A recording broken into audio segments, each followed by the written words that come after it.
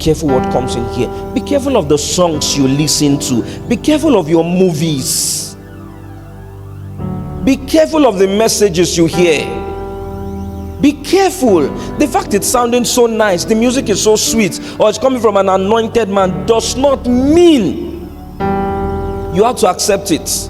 So there are teachings that make many of us believe that you cannot cast out some devils. Meanwhile, Jesus said we should cast out all devils. But yet they are telling you that you cannot cast out some devils because you have not prayed to an extent. You have not prayed for some hours. So because you have not prayed for some hours, you don't have the right to cast out a devil Jesus put under your feet. No wonder when you look at devils, you are scared and you can't do nothing. Because in your soul, you are seeing him as a big man. And remember, the difference between King Saul and David was the understanding of the covenant. There was nothing special about David.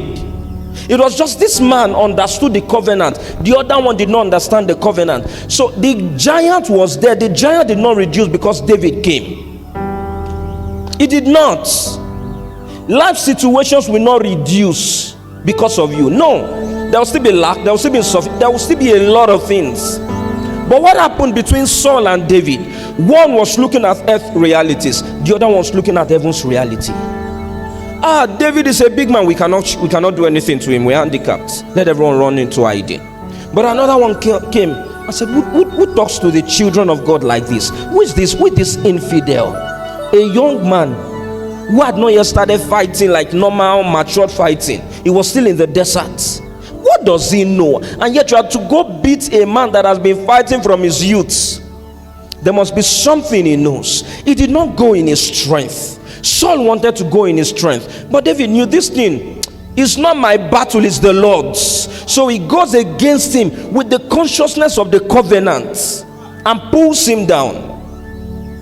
How do you expect David to be able to fight big Goliath? It won't work now.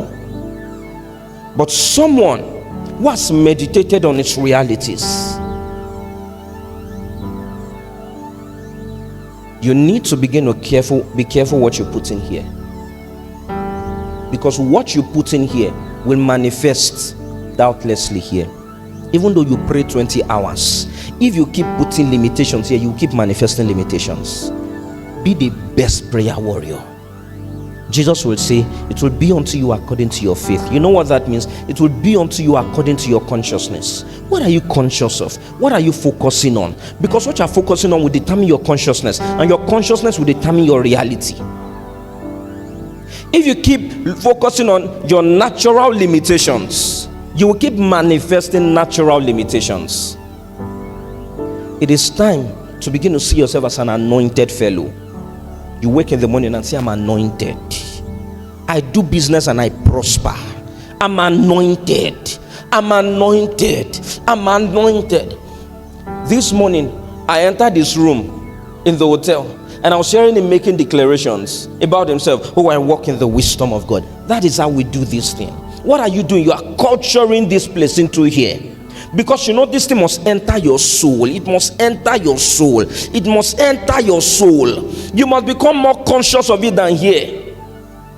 Bishop Oyedepo carried a book on prosperity and went 3 days, locked himself inside, fasting and praying. That's the part many persons will see. Fasted and prayed. Fasting and prayer is not the key, sorry. It is the activities you do that is the key. He went in there with Gloria Copeland's book and started reading for 3 days. He came out and screamed, I can never be poor in my life. What has happened? He went to lay hold on something. His consciousness shifted from here to here, and he said, I can never be poor. And you see, what you have laid hold here will determine what you manifest there. So when he left, it is not like as he did it, money started coming. No.